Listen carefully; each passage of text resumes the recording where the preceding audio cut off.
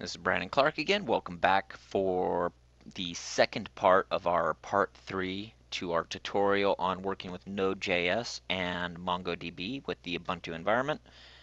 In this tutorial, I am going to go ahead and edit our environment's YAML file in our Juju directory that we just created in the last video. So we can go get it, environments.yaml. Um, I'm not going to show you my settings inside this file, or at least I'm not going to show you all of my environments in this file. You're going to take that access key and that secret key that we created before from AWS, and this is where you're going to end up inserting them. As you can see, mine looks a lot different than yours. I've already set mine up to only work with Amazon services. You can delete everything and just leave the environments and your default setting. You don't need to have it called Amazon like in the boilerplate. You can see I put dash sample. This is where my test is already going. I have 10 servers spun up and running our sample application already. Uh, Basically, you can set your buckets to be unique, but you want it to be very unique. So make sure you add in a bunch of random characters there. Same with the secret. And I'm going to pull this off to the side so I can put back in my keys and close her up. You don't need to see those. You'll have your own. And from here, we can cd back out. And one thing we want to do is we want to get our environment spun up and going. So Juju slash bootstrap.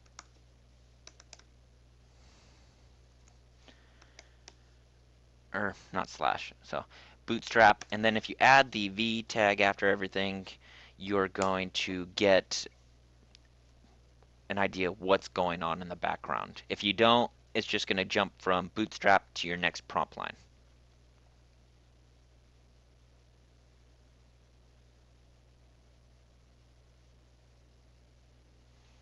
And then once you're done with that, it's going to take a minute to actually get everything spun up and going. So you just go Juju status. And then that's going to hang there for a while until it is finished, and then you'll get a response with a machine.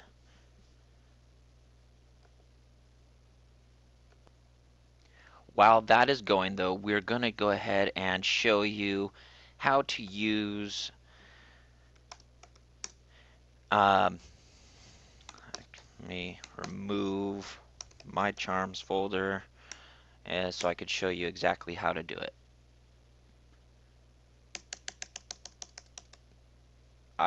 Okay.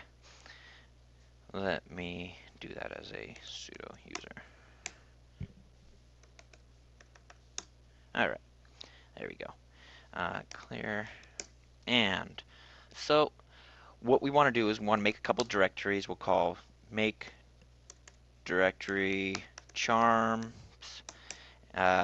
We also want to make a directory called precise.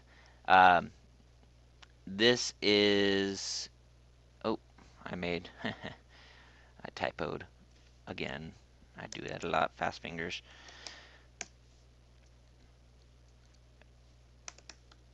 One requirement of the charms right now is they need to be in a folder called precise. So what we're going to do is we're going to make another directory called precise. Let's go ahead and cd into that. And go ahead and clone my GitHub repository of Node app. Hopefully in the near future it'll be a lot easier working with the Node app that is currently available, but mine actually does a lot of what we did in the first tutorial, creates it from scratch, and ensures that it works. So, and git clone. All right, we can go back down to our root level. And there is one file we need to edit in all of this, and that is going to be, let's actually open it up. I should have done it while we were there. Um, in our charms, directory, precise, node app, you have a config YAML file. Open that up. You'll see a bunch of different settings. We want to give it a name, Mongo Node App. That's what we're calling our application. And then we have the Mongo Node app Git repository that I have already created. This is how it gets your application files and installs them to the system automatically. You can even set it up to regularly update those files if you change it often. Alright, and you could set your production slash development, test, and whatnot here as well. I already have it set, so I'm not going to do anything. But now we can actually get to deploying it. So let's see if we have gotten a response with our server. We have not. Okay, now that we've gotten a response, we can go ahead and finish this guy up. Now that we've already downloaded our charms and gotten all that done. Oh, wait, no, we haven't done our charm, have we? Okay, that's right. I did show you. Okay, so now that we've gotten through all of that, let's go ahead and deploy the charm that we just downloaded. Um, in the future, hopefully we can a little bit more quickly install the charm by going Juju, deploy, node app, and with the Mongo node dash app. And that names our server instance, but we need to do it a little bit differently this time. You could also actually, if you type in dash dash config and you give it a file, a YAML configure file here, config dot YAML, you can launch your own configuration with the Charm Store Node app version. Right now, it's a little bit. I have trouble with it actually, so hopefully soon that will be all fixed. I submitted mine, so hopefully they'll accept it here shortly. Juju deploy.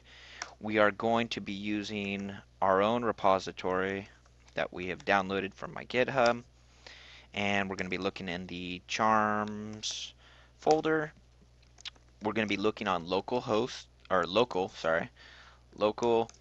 and node app. It automatically looks in that precise folder. And then we still name it Mongo Node App, and that is what we named it in our config file. And if you type the v command, you get to see what's going on. And then for each of these, we need to install two more. We need to do our MongoDB and our HapProxy deployments. For each of these, they are their own server instances, which is kind of the nice little unique thing. So that way, our services are separate. If one gets locked up, it can restart and depend on another one. And MongoDB.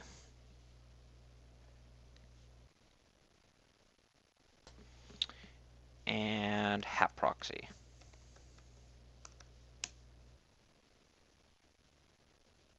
Now we want to add relationships. So add relation, and we're going to add a relation between MongoDB and our Mongo Node app. Someone has gone through all the trouble of making these communicate to each other. So add relation again, and this time we're going to be going Mongo Node app, and we want to relate it to our HapProxy. This is our gateway. By default, all of these are private, So if you want to make them public and exposed, you need to go Juju expose, and we're only going to expose hat proxy because it's the only thing that needs to be exposed. And then from there, go ahead and Juju status, and you will get a feedback of where our server instance states are, our machine states are. You could tell that we're not all up and running yet. We still have things starting up and installing. When that finishes installing, it will say installed, and then it will go, um, you'll be waiting for it to say started. Once everything's done, it will say started. But to kind of go over everything here real quick, you have your different machine states and where they're at. But this is where all the information on each machine is. On hat proxy, this is the one that we're really looking for. It's going to give us a public address because it is exposed. They all have public addresses, but this is the one we care about.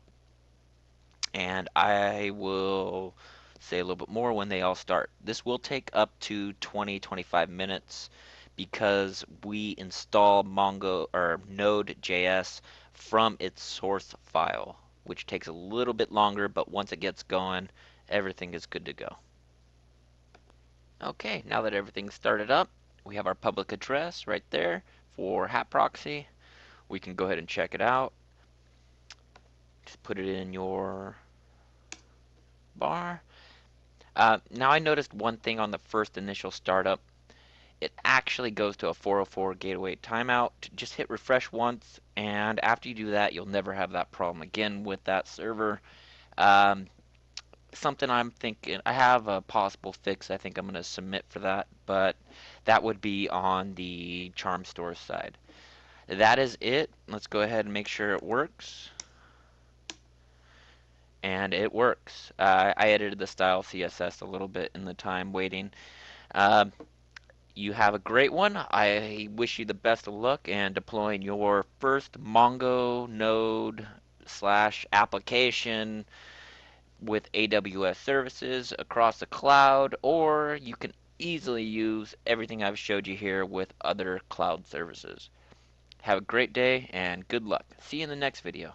Come see us at themindspot.com.